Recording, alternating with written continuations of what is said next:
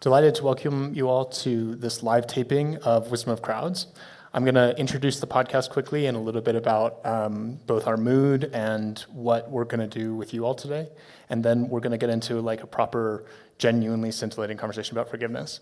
So Wisdom of Crowds is tied to the center that I direct at the Aspen Institute called Philosophy and Society. And our mood is to take things that people are curious about and then drive down to like really deep fundamental convictions that are sitting beneath them, and especially to lean into the tensions between convictions. So we're always looking for things that are unsettled and we don't know about, and we're trying to figure out how it works. I'm really delighted to have the panel. We have Tamar, Gendler, who's a philosopher at Yale, and Erin McFee, who is a delightful anthropologist, and you're gonna fall in love with her work very shortly. In terms of how we're gonna do this, so it's called Wisdom of Crowds, so it seems really awkward for just us random people to sit on stage and talk at you for 49 minutes and 4 seconds. So instead, what I'd like to do is we're going to get into the meat of the conversation anytime you'd like. Feel free to raise your hand, and then I'll try to draw you into the conversation fairly quickly. Keep your comments like very brief, like maybe 30 seconds, and just know whatever you say is going to end up out in the world because we're recording. Okay? Yeah, just seems obvious. Should make it clear. So I'm really delighted to be able to do this with you all. It's a kind of the capacity to build a kind of community around ideas, which is a little bit different than a lot of other things that are happening here. The topic that I want to deal with today is forgiveness. And in particular, the question that we're really asking is forgiveness a good thing? Now, I want to start with a story from 2018. So there is a person from Texas called Brant Jean who made waves because his brother was murdered. A Dallas police officer came into his apartment and thought it was her own, and then shot him in his own apartment. It's a really painful story, I think, even just to hear, much less to have lived through. Brant, his younger brother, Botham's younger brother, then I think in the process of about a year, came to the decision that he really wanted to forgive Amber Geiger. And there are very beautiful, moving pictures of the two hugging at her trial as she was sentenced. In the aftermath of this, though, Brant's parents said, "We're extremely proud of him, and we're also not quite sure about what he's doing." And you can feel that and understand what that means. So and actually, just as one other quick intro, there's a piece in the Times from yesterday called "Sometimes Forgiveness is Overrated." And it's very much about this question. We have this feeling like forgiveness is something that's almost superhuman, but is it actually at times a mistake? So I want to begin with both of you. Please, where do you want to go? Is forgiveness good? Well, certainly, first of all, thank you so much for the introduction and the kind invitation. I'm very happy to be sharing this space, both with my fellow panelists and with all of you today, and look forward to the discussion and many questions that I'm sure will come along the way. I think that I'm going to have the very boring answer of it depends, and a lot of that has to do with, I believe, the positionality of the individual and the particular context in which they live. So a lot of my work or all of my work takes place in conflict-affected environments. So places that have experienced interstate war, internal conflicts, gangs, cartels, things like that. And so when you're talking about the kinds of acts that we're wondering about whether or not forgiveness is good, that is very much dependent on the individual and their understanding of forgiveness and what it might do for them in terms of potentially alleviating the cargo or the burden of the pains that they are suffering. So I'll maybe leave it there for now. Yeah, so I'm interested conceptually in what a world must be like for it to be possible, for there to be a notion of forgiveness. What are the preconditions of it being possible, first, to judge something as having been a violation of moral law, or at least of the boundaries of integrity of one's body? And second, what is it like to, in the face of the acknowledgement of that condemnation, to take an attitude of grace towards the perpetrator of that action. Yeah, it's like really, really crazy tension. Yes, So like absolutely. step one, you're like heightening moral stakes. Step Step two, two, you're re-equilibrating. And so I was thinking before this panel began, what attitude might one have towards the world such that forgiveness would be conceptually impossible? And the two thoughts I had are, on the one hand, one could have a Buddhist or Stoic picture of the world, and I'll say more about that in a second.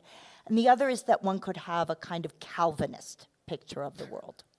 So if your belief is that the world is a bunch of atomistic experiences whose valuation comes only through, as the Buddhists or the Stoics would say, the attribution of value to a fact in the world, then there isn't room for forgiveness, because there isn't room for the moral condemnation, and there isn't room for the release of that condemnation because the presupposition isn't met. yeah, so like the world is more neutral, or If it doesn't have the force. If the world is a neutral place, Yeah. and proper apprehension of the world, what the Buddhist says is your job is properly to apprehend the world. Yeah. You properly apprehend the world as something that does not have valuation. There's an analogous version in the Stoics. Then you're not going to have room for forgiveness. Second kind of case, that's the world is sort of, the world is too loose for you to have room for forgiveness. Nothing hits you clumped up in such a way you could forgive it. Now let's look on the other side, which is roughly a way where the world is too tight to give you room for forgiveness. So take I'm calling it Calvinist, but take any kind of picture of the world where there is an objective set of facts about morality, and the proper apprehension of the world and its nature requires you to take a condemnatory attitude towards those who violate the social contract through committing an immoral act. On a Calvinist picture, of course, that's predestination. So roughly speaking, these are both deterministic universes in which you don't play a particular role. But there also isn't room for forgiveness in a world that's too tight, right? It's not up, if the facts about morality are so fixed that a proper apprehension of the world requires you to relate to them in a particular way, then you don't have the option of engaging with them through forgiveness. Good. Yeah, so too tight and too loose. Too tight and too loose. Yeah. So right, so now we can start thinking about what kind of thing is forgiveness. And then I think we start feeling what Sam rightly points out as the tension, is that it's simultaneously meant to be an apprehension of the nature of the world that is tighter than the Buddhist, and an apprehension of your capacity to relate to the nature of the world on the basis of your own will and judgment that is looser than the Calvinist. Yeah. So Erin, tell me a little bit about stories. Yeah, I was just thinking I'd love to color some of this amazing thinking with some of the experiences that I've had in some of the field sites that I've worked. So I really want to pick up on this idea of room, where there is room, enough room, or too much room for forgiveness. And I think about, for example, I spent quite a long time living in an informal housing settlement, so like a favela in Colombia that had a very high concentration of former members of the FARC guerrillas from the leftist Marxist-Leninist group living there, who were trying to reintegrate into a population, about the other half of which were victims of this group or other armed groups. And this is, a few dollars a day level of living, 3 walls on your home, corrugated roof, inconsistent services, water, light, all of that. And this idea of room came up a lot, because when you have all of these people sort of coming towards you and saying, we're going to help you forgive, we're going to help you reconcile so you can get over the traumas of your past. And when we say traumas in these contexts, we're talking about serious, often multiple traumas. Often the response what's an example? Sorry? What's an example? Like what kind of trauma have you seen? Okay, sure. So there are, certainly many members of these armed groups who were themselves either witness to or victims of violence by the opposing armed group, and that's why they took up arms to begin with. There are things like structural traumas, where there are population groups that are systematically marginalized by the world in which they live, and so joining an armed group actually is the most logical and best option to obtain security, livelihood, a sense of masculinity, or whatever it might be. And then, of course, assaults in the group, sexual assault, certainly forced displacement from one place to a next, and other forms of violence, which I won't get into. So there's like a deep communal structure to this. Absolutely. Like you end up like in a situation where like you don't know what the world is for you, you're at a loss, you get pulled into this kind of group, and it has some stuff that's like really fulfilling, and then other stuff that's actually like genuinely violating. Yeah. Absolutely. Internally and externally, yeah. Yes, Cool. absolutely, yeah. Yeah. And so you sort of come into these population groups and start talking about forgiveness, and often the response is, listen, I don't know if my children are going to have protein today. I need to leave at 4 o'clock in the morning. I don't get home until 10 o'clock at night because I'm looking for work or working. I am probably the only parent that's in the household. If I do have a partner, that partner is often abusive towards me. And you want me to sit in a workshop instead of going to look for work and talk about forgiveness? Like, I don't have room for that. Yeah. Right? So when you start to think about the context of the people's lives who are being sort of called on to forgive, probably the South African Truth and Reconciliation Commission being the most famous of all of these attempts, this idea of space and room is really important to consider, and thinking about how does forgiveness fit into a life like that, right?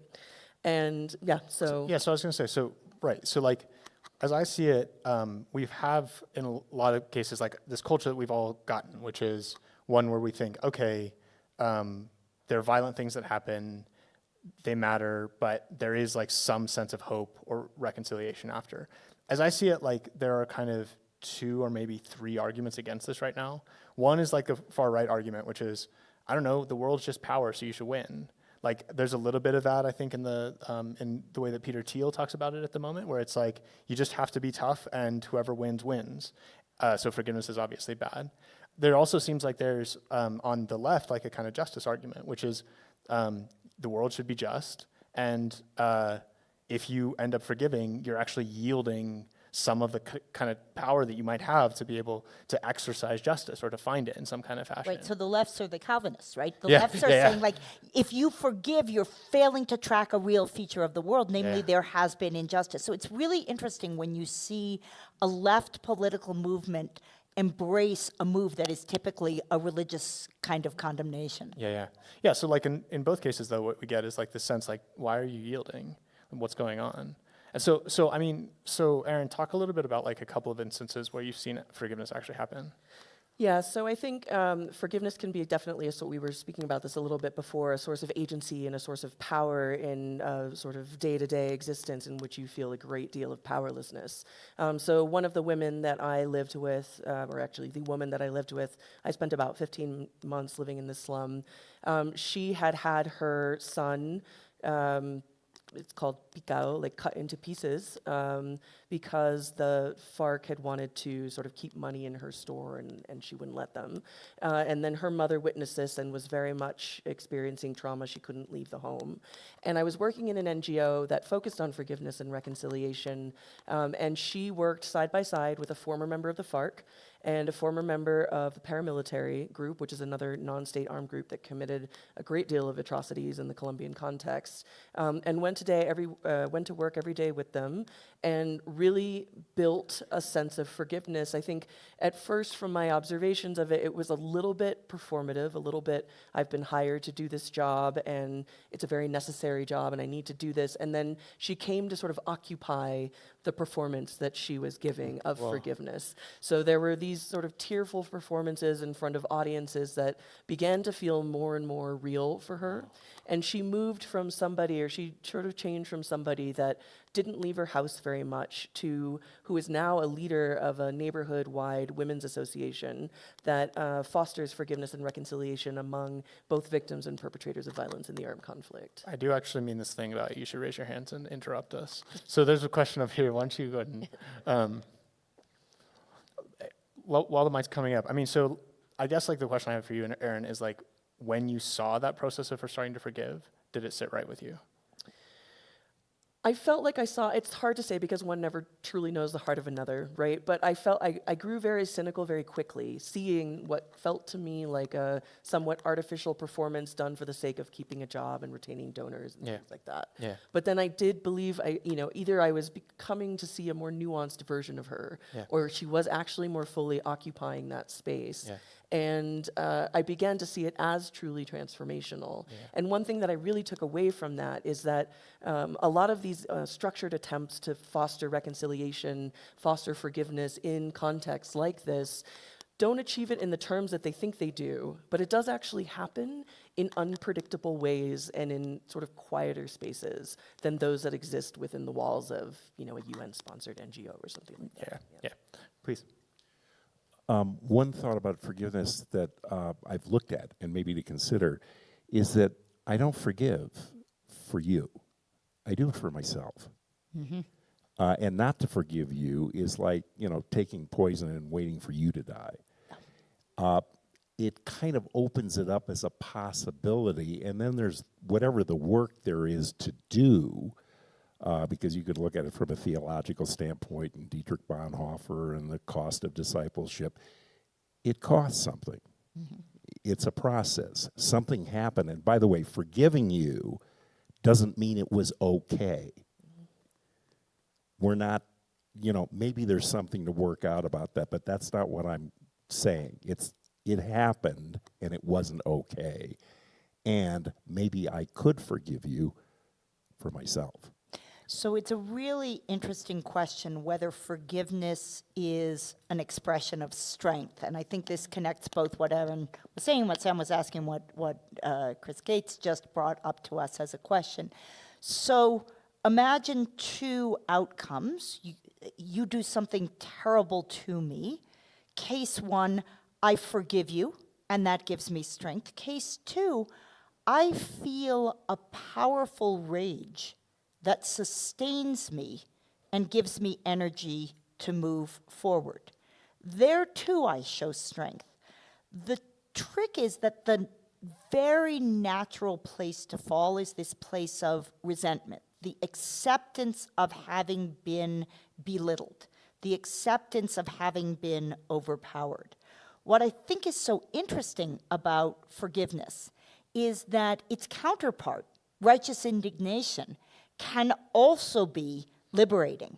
And I can completely understand the argument for why you should either forgive or be righteously indignant. But from the selfish perspective, I don't get why the forgiveness beats the righteous indignation, though from a more comprehensive perspective, I obviously much prefer to live in a world in which the tendency is towards forgiveness. I guess the part of the thing that I'm unsure about and maybe even uneasy about is exactly what you say, which is there's a cost to be paid here. And usually the sense of retribution, there's like a big strand of human culture that's like something's happened and you're violated, and so there's a cost to be paid, so it should be paid by that person. And there's something to that. I do feel the question here, which is, if someone has been violated, why do you ask more of them? They're already the one who's paid the major cost. So why do they have to pay more? I don't know. Erin, how do you feel about this? Yeah, I certainly believe that forgiveness is a process that the only way out is through, right? So it is a confrontation, right? It is a recognition, it is a condemnation. And that is a decision that needs to be made by each person in their own time. It cannot be demanded of people to confront the trauma. Let's say we're talking about a trauma and not somebody that stole your sweater, unless you were very attached to We're talking about really serious things. Yeah, having your son chopped up in pieces. These are not trivial questions. Yeah, and I think a lot of people who work in this area do come into these spaces with a bit of a normative push, as in, it's better if you forgive. You ought to forgive. And I truly, very powerfully believe that is not the case, that each individual needs to take that step in their own time, and confronting trauma and processing that and moving in whatever direction you're going to move with that should be taken on an individual. But just to kind of get into this a little bit more. So you can see the calibration question. There are a lot of ways in which this needs to be a slow process, that it shouldn't be forced on someone, that there's a light touch. But I guess like there's like a really in principle, like the philosophical question here, right, is the in principle one, which is it good at all? Like, do you want that? And there's a really interesting philosophical question, which is whether the scale changes the answer. Right. That is So to interesting. say, in general, you'd think if a rule applies in light cases, the same rule applies in heavy cases. And so we're answering a question about forgiveness as such. This is actually a case where it feels like there's a kind of endogeneity. There's an interaction between the content and the appropriateness of the response, which is really interesting. And I don't know how many other attitudes have that structure where they change up and down with the gravity. Well, and it's not just like the severity. We'll take this question here. So if you want to bring the mic, and say your name before you talk. The question here is not just like severity of the harm. It's also like scale. So like there is a way that like political context right now, like the issue of forgiveness is not just like the one that we started with, like a murder, like a very individual circumstance. I mean, I think a lot of what's happening in the Middle East at the moment is exactly this question. It's like, how do you understand high stakes, deeply contested questions that have real practical effect long term and are going to also require a huge amount, like not just once, but over time to come to a stance of reconciliation. Yeah, I think one of the issues also just is... say your name. Am I coming through? Yeah. I think one of the issues also, personally, is what is forgiveness? You have the pastor of the church in Charleston where Dylan Root killed his wife and 8 fellow worshipers, and that pastor chose to embrace this individual and completely forgive him, and he termed that as biblical forgiveness. And then I would presume to say, in line with what the gentleman on the front row said shortly ago, you also have forgiveness where you decide, you ask God to take this burden from you. You don't have to like the person. You're not going to even really forgive the act, but you're going to remove that burden. You're not going to seek revenge. You're not going to let that act consume you. You've given it up, which I think also can be a very healthy form of forgiveness. Yeah. It's so I'm going to sort of combine the two in is forgiveness good and sort of asking what it is first. I think absolutely right. You have to sort of ask what is forgiveness first, but I believe that there is not a single answer to that, that the answer to that is going to be dependent on the cultural context, the set of worldviews that the population has. So a Christian response in Alabama might be very different than the Turkana response in rural Kenya to that question. So not only what is forgiveness and what does it comprise, but also what are the kinds of acts that require forgiveness. So again, we were chatting about this a little bit before. What might be a betrayal of conscience or a betrayal of social norms in one culture might be perfectly acceptable in another. So these are very culturally nuanced questions. And I think that ties a little bit to this question of, is forgiveness good? And I think if it's in the right place at the right time. And I say that, I'll give another example. There was an evangelical church that came into another community that I was working in and sort of was very heavy-handed about forgiveness and advocating for forgiveness. And this woman that was the victim of multiple sexual assaults, one of which was extraordinarily violent, and she almost died, began to sort of perform the kind of forgiveness that she felt was being asked of her in order to access the community of this church and try to find some sense of peace. And as a part of that performance, she began to introduce her daughter as the result of rape. And so her daughter, who was about 10 years old at the time, whom I met, she was 10 years old, the mother had continued to do this. 5 years later, I went back, she was still introducing her daughter as and it was just, this is my daughter, name, product of rape. And so you think about what are the consequences of this forgiveness that she's working through, which she named it forgiveness. So would I call it forgiveness? Maybe not. It's not my category to assign to her life. But this was her understanding of forgiveness and what she needed to do to process through it, and it gave her peace to sort of out her daughter, and it made her feel better about the situation, but obviously what was this doing for the daughter? So is it good? Not in that case, I don't think it is. No. Yeah. So Yeah. So yeah. Chloe Bird, I'm interested in the idea that you point to of the righteous indignation as also liberating. I'm a sociologist. I wouldn't think of it, I don't know if it's because I'm a sociologist. Hold your mic up a little bit. I wouldn't think of it as liberating I would think of it perhaps as empowering, a source of moving beyond depression or moving beyond some aspects of victimhood. But it's also different to be staying in it. It's not freeing and But- is liberating distinct from freeing. Both forgiveness and indignation are tethered to a continuous relation to the act, right? This is not forgetting.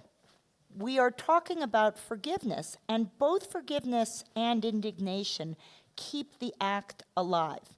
So I agree with you that neither is liberating in a literal sense, but they involve a liberation from the feeling that your reaction to the event is controlled by the event instead of your decision about how to relate to the event. I mean, so like part of this though is like actually, I think, a question about the world.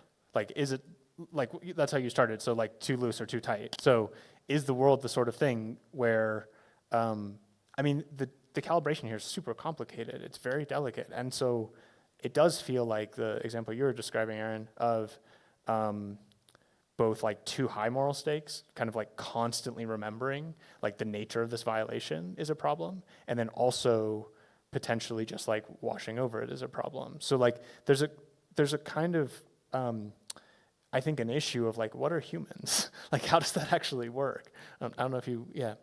Yeah, I mean, I think, well, one of them, to come back at a question, which I know is probably the most annoying panel. No, to do, this but, is right, yeah. one thing we sort of began to think about and ask is, can you forgive wrongly?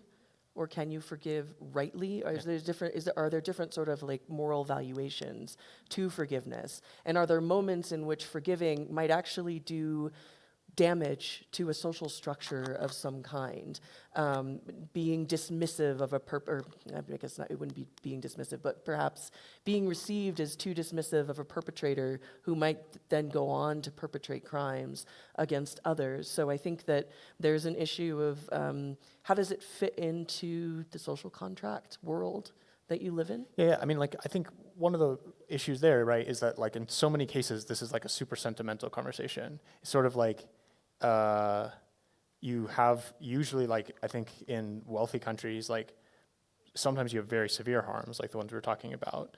That feels like a really weighty situation. A lot of the language about forgiveness, though, seems like it's like, what was your example? Like, Somebody took the middle seat. Yeah. Somebody took the window seat and you were stuck in the middle, right? That's Yeah, the yeah. kind of, I mean, that is the kind of thing with regard to which simultaneously we are talking, and this is true always at Aspen.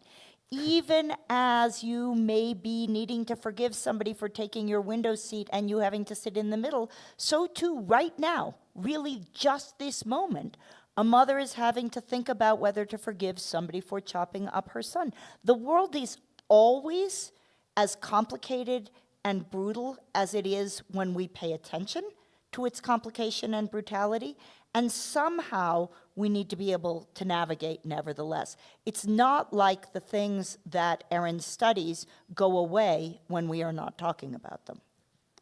Hi, Uwe Coles. I'm curious about your thoughts about repentance and whether forgiveness is agnostic of repentance.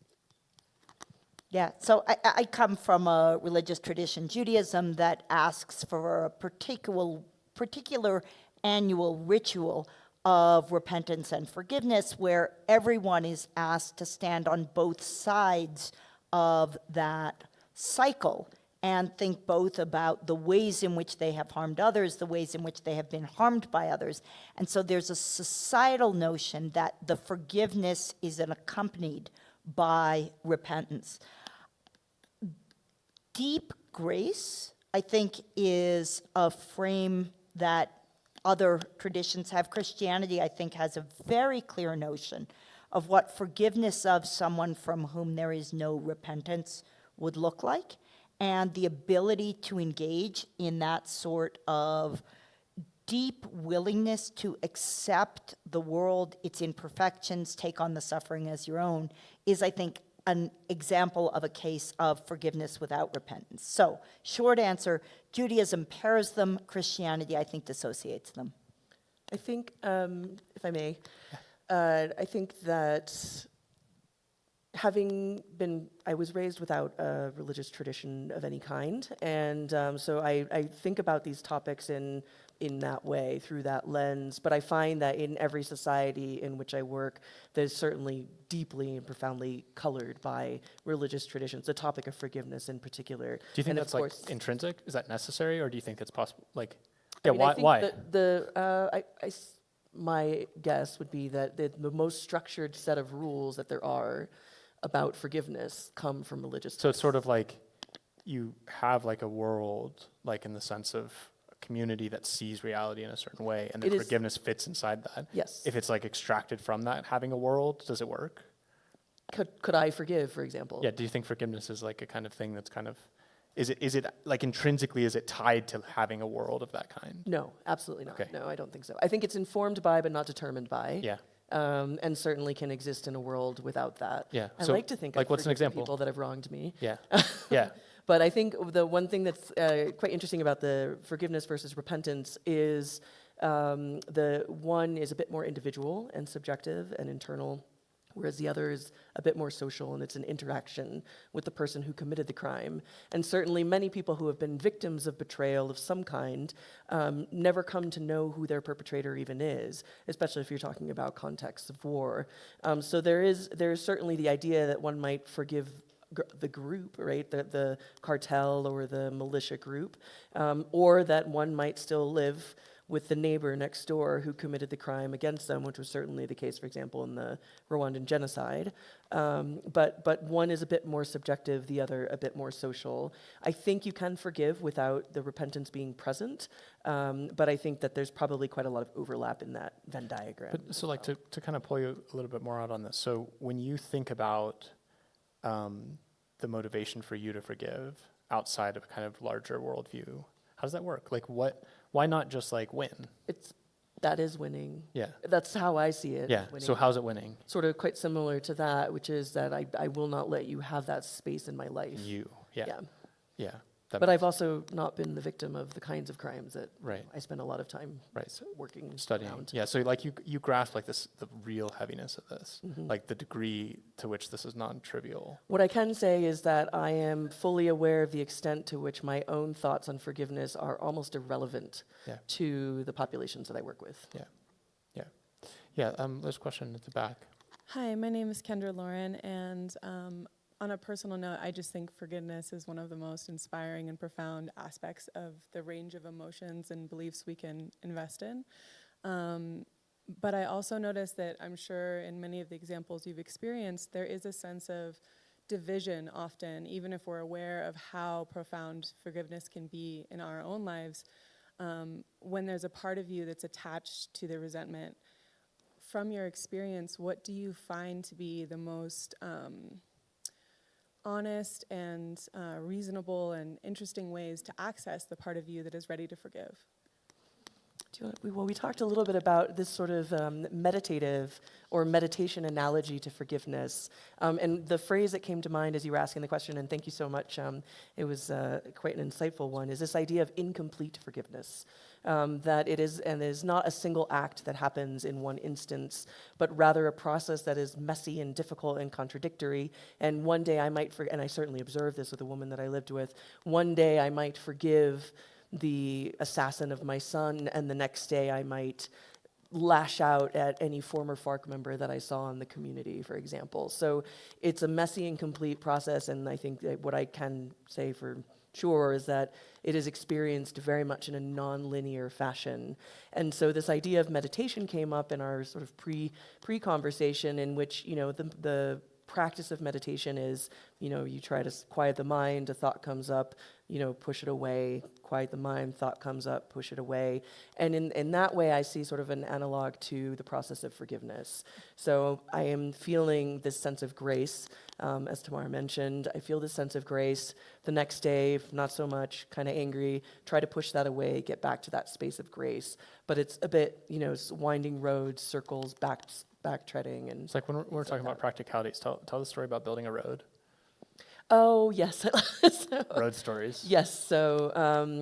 So there was a community that was a neighbor to a rural. I'm trying to think of English word. A rural community that had been held hostage by the paramilitaries in Colombia and used as a torture training facility for the paramilitaries in the region. So they brought all of the troops from the region to this community and would use its residents as subjects of torture to teach all of the soldiers how to harm without killing.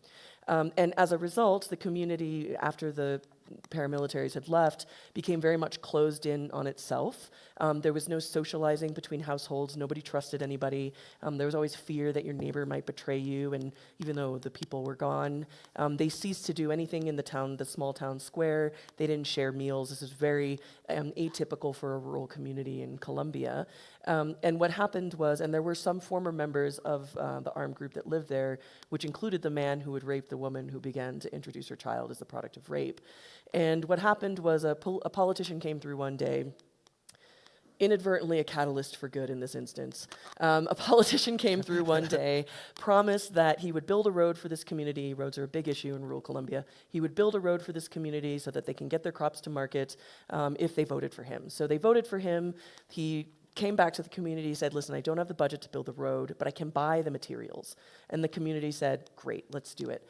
And they started to build the road themselves. So they had the materials and they started to build the road themselves. And what happened is it created this space where people could engage in these acts of sort of, I would call it micro-trusting, very low stakes trust. I show up, I didn't have any food for today for lunch, you give me some food. Sort of, I trust that maybe tomorrow or the next day if I'm hungry, you'll give me a little bit of your food. And these small exchanges and these small relationships started to be built. Trust started to be built, and between the two communities as well. And, by the time the project had ended, sort of normal communal activities, shared meals, Sunday dinners and things like that had begun to happen again. So it took this project that didn't have this attention focused on peace building or forgiveness or reconciliation. It was just something that improved the common welfare. And it was able to hold this space for people to come out on their own and begin to build trust, forgiveness, and reconciliation on their own terms and in their own time. Hi, I'm Lisa Maria. I'm a social worker in an area of very high conflict. And something that I notice is that people's openness to the idea of forgiveness often has a relationship to the relational interests that they have later. So like, do I want a better relationship with this person, or do I want no relationship with this person? Or maybe in the middle, do I want a different relationship with this person? I'm wondering how you all as experts approach the topic of forgiveness. I also notice the same thing personally in myself, So I'm curious how y'all approach the topic of forgiveness, either internally or with other people, as it relates to these three very different outcomes. Thank you. Yeah. I mean, one of the things that's extraordinary is the only thing that's actively in mind for us at any moment is the thing to which we're paying attention. And all the things to which we're not paying attention become the backdrop that determine what we do in borderline situations. And so the distraction mechanism that Erin describes of engaging in a joint project, we all know is an incredibly powerful way to have a serious conversation. How many of us have talked to our teenagers when they sat in the back seat of the car so that we couldn't make eye contact? How many of us have interacted with aging parents while doing a puzzle so that nothing was particularly high stakes when we raised the issue of whether driving at night continues to be part of their future repertoire? So there's a way in which we can use the fact that we can slightly distract our attention, I think, to make it possible to move into these kinds of low-stakes micro-interactions that then build up through habit to larger things. Let's do one here. My name is Richard Newman. I'm actually an engineer. I have nothing to do with social science. But I have a very close friend who's a victim of a rape. It is a male. The case was prosecuted, male-on-male rape. And I've observed over years the forgiveness process in that. And I'm wondering, like, what happens when you have a parallel legal system, which is, by your terms, very Calvinist, and then you're working on what I would call the psychopathology of forgiveness. And it has occurred to me that if this parallel Calvinist legal system is actually administering punishment for a crime, in this case it was the labeling of someone as a sexual offender and who was not a US citizen and sent away. So is forgiveness in fact not easier when punishment has been administered? And how does that work? It's such a, I mean, capitalist society with division of labor, and isn't it nice that we have a legal system that can take care of a certain part of what we need psychically, and then a moral system which can float relatively free of that?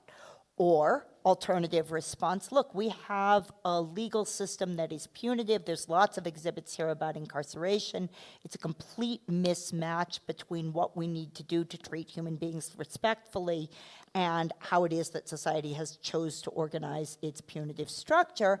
And then you might say, but it is well-intentioned, so I will forgive the legal system, its imperfections, take it as having tried to take on some of the burden, some of the responsibility of society to get correct what moral facts look like, to engage in whatever kinds of deterrence it's going to allow you to engage in, and then to free you, and this is just a second reading, to be able to engage in this kind of forgiveness. And all I will say is, I'm sitting next to an anthropologist. Social structures are so unbelievably complex and intertwined, and the degree to which we are willing to allow something communal to substitute for something individual, or something individual to stand for something communal, is just an incredible fact about our status as symbolic beings. I mean, it's like, oh yeah, go ahead. I was just going to say, I think the answer to that question is dependent on the kind of pain that you're experiencing from whatever the incident was, as well as your understanding of the possibilities for punishment. So I'm thinking here of mothers of disappeared persons in Mexico who have been killed by the cartels. And I don't know the exact statistics, but I do know it's quite a significant proportion say that if they could have anything that they want, they would just want to know where the remains of their child were, and then they could be able to forgive. And that is likely, and I'm just sort of theorizing here, but that is likely heavily related to the fact that there is very little trust and faith in the justice system or in to mete out fair treatment or punishment for the crimes of the cartels, and just a sense that it is a completely futile endeavor to ever think about justice for the perpetrator of the crime. So I think that in the very tragic instance of your friend, potentially because there was a belief of procedural justice, that the justice system would do what it ought to do in this case, that punishment probably did provide great relief. But in the absence of the belief in a fair system, that perhaps acknowledgement is enough. I mean, I guess like the thing that I'm like just kind of feeling so viscerally in this conversation is that the stakes here are just so high. So when we're talking about the question that you're asking about sort of parallel structures, there is like a really strong argument that the punitive nature of the justice systems that we're in is actually unbelievably draconian and cruel, and like that in itself is like kind of injustice that's just being repeated on top of itself. I think that the thing that's really tough about this topic is that violence comes unexpected, and the circumstance that you're describing, I assume, is one in which like you don't expect your life is like playing out ahead of you, and then suddenly something kind of swoops in and breaks that. And especially when that's an intentional act by someone else, like the stakes are just very high, to the point that that you made at the beginning, which is like there's a cost to be paid in the moment of violence. So I think the thing that I'm like really, when I'm trying to work out, like, is forgiveness a good thing? The thing that's sitting uneasily with me is that the stakes are so extensive. Like, it comes from how fragile and vulnerable the, like, situations that we're talking about have to do with death or, like, robbing you of someone that you love profoundly. Like, these are not trivial issues. So I was just thinking, I was going on a hike this morning, trying to sort of prepare for this, and I was thinking, how would I define forgiveness, right? And I see it as a tool that can be used in the pursuit of one's well-being, which is probably not a very common definition of forgiveness. But what your comment just made me think of is, thinking about, is forgiveness good, is thinking the idea of tools versus weapons. So I can hold a hammer in my hand, but if I'm just going to fix something on the wall, it's a tool. But if I'm standing there in front of you threatening your life, it's a weapon, right? It's an arm. So I see forgiveness as a mechanism, as a tool that can be used, but in better or worse hands, perhaps, than determining whether or not it is good or bad. Actually, let's go back. There. So what about forgiveness from the other side? Like when we need it? Yeah. I didn't hear the second half. The question is, what about forgiveness from the perspective of the perpetrator? What about when you need forgiveness? And I know you have thought I have many huge thoughts. amount about this. So I have a million things to say, Please. but I'm going to let Erin go, and then I will go second. So my institute, the Coriolis Institute, we largely work. Say something about it. It's the Coriolis Institute. Nice. And we work on rebuilding trust or building trust to begin with in communities that are affected by violence, but largely from the perspective of the people who were former perpetrators of the violence. So acknowledging that victims have unique perspectives on what it is to exist in these contexts, it complements that with the view from the perpetrators. And my sort of vocational drive behind this work is that I believe that we have all needed second chances in our lives. We do not want to be defined by the worst moments of our lives, and that some of us have a better shot at getting that second chance than others as a function of our privilege. So I believe that if people are willing to work, willing to repent in a way that is socially appropriate, that they should, or contribute, or whatever the social norms are, that they should in almost all circumstances be able to rejoin society from their position of somewhat social exile, right? So Yeah, this, so like being a pariah isn't permanent. perfect, yeah. Yeah. That's a great way to phrase it, yeah. So in terms of thinking of it from the perpetrator, I would say it's also, so I've worked with former ex-whatevers, from military veterans to former members of Al-Shabaab in Somalia, cartels, guerrillas. Like a really safe, tame little Everything life that in you've kind of between. carved out for yourself. My travel insurance is very high. Yeah. And my passport is very suspect. But yeah, I think that forgiveness, it's definitely culturally informed. So for example, in Somalia, I was just sort of thinking as we were talking, it almost never comes up, the topic of forgiveness. I don't think that has anything necessarily to do with Islam. I think it just has to do with the cultural norms around the way that violence is perceived and treated and understood in the context of a very long history of insurgent violence. So it's not something that they sort of petition. Whereas in the Mexican context, I spent a few months living in a rehab center as a researcher, not as a patient, and did a lot of life history interviews with former members of the cartel there. And it was very much in the shadow of a Catholic church that was on the premises, but the people that I spoke with were very much seeking forgiveness. And sometimes their victims were known and sometimes they weren't, but almost all the way across the board, not all of them, but they were very much seeking forgiveness. And it is very important for some perpetrators. And so I think it's critical to include them in the conversation. So thank you so much for bringing it up. And I just want to say the most empowering and the most terrifying thing that each of us face is that we are agents in the world and the actions that we undertake have consequences. So a well-experienced infancy involves discovering your capacity for agency in the world. You express a desire for food, and food is provided. We come to realize that our actions shape the world.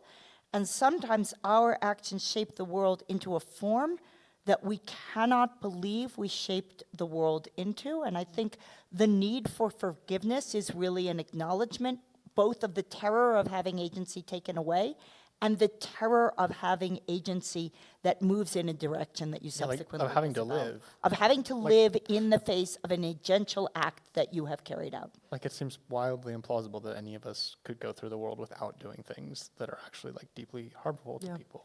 And then the question of what is it to need forgiveness, having been a perpetrator from a specific individual, who is the individual whom you harmed? Is that a demand that it is appropriate, and if so, appropriate by what measure of appropriateness for you to make of an individual towards whom you have already perpetrated harm? All right, this has been delightful. Thank you to you both. Thanks to the whole audience. Thanks for being so vulnerable with us. And I'm really delighted to have done this with you. This will be published at wisdomofcrowds.com.